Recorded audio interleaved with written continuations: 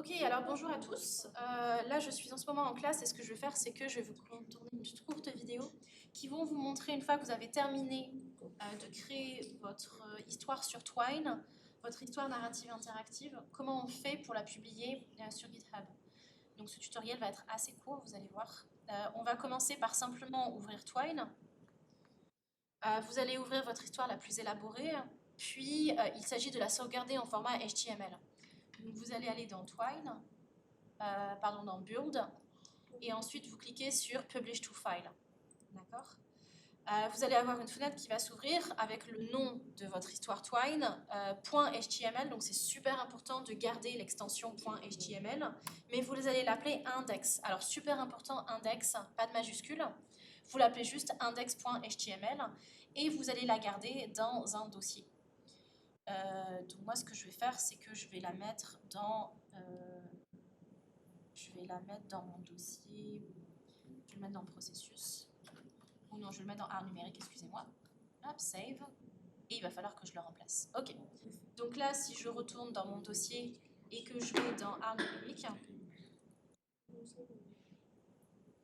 automatiquement, j'aurai mon image, j'ai mon histoire interactive, narrative, index qui est ici, d'accord ?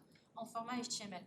Maintenant, ce qu'on va faire, c'est qu'on va la publier sur GitHub et je vais vous montrer comment on fait.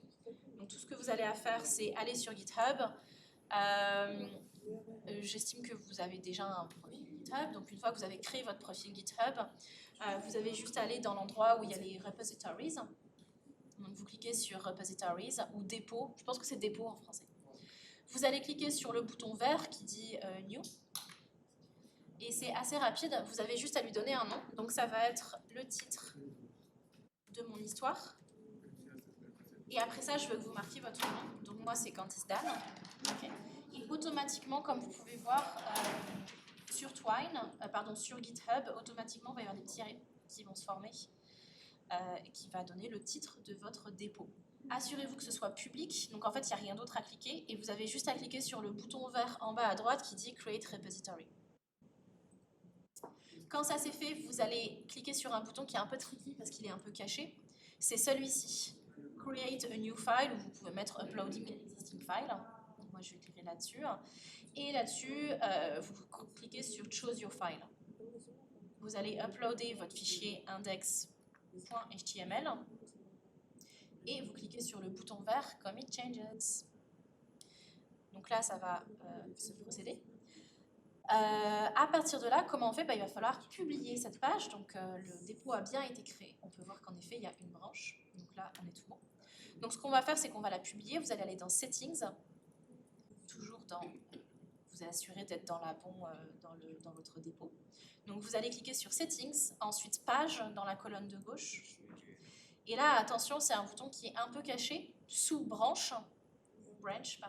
Vous allez cliquer sur Main, avec une sorte de petit logo, et vous allez cliquer sur Save. Ok. Une fois que ça c'est fait, vous allez cliquer ici sur le bouton Action, et automatiquement vous allez avoir Page Build and Deployment avec un petit point marron. Donc on va attendre, en général ça va dépendre de votre vitesse internet, mais ça va prendre entre 1 et 5 minutes, parfois c'est même direct. Mais vous allez voir que ce petit bouton marron va devenir orange, va comme loader, puis une fois que la page aura été publiée de manière de la manière correcte, voilà, ça devient orange, ça va devenir vert. Et en général, ça prend entre 1 et 3 minutes. Donc quand c'est orange comme ça et qu'il y a cette petite animation, ça veut simplement dire que la page est en cours de publication. C'est ce qui devrait arriver au petit bouton vert dans les secondes qui vont suivre. On va attendre.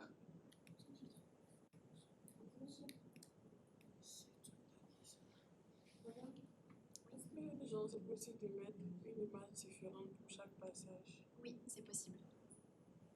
Et voilà, la page a été publiée. Je vais juste finir mon tuto. La page a été publiée, t'inquiète pas, il n'y a pas de souci. La page a été publiée. Maintenant, comment on fait pour trouver le lien que vous allez me soumettre sur Moodle ? C'est facile.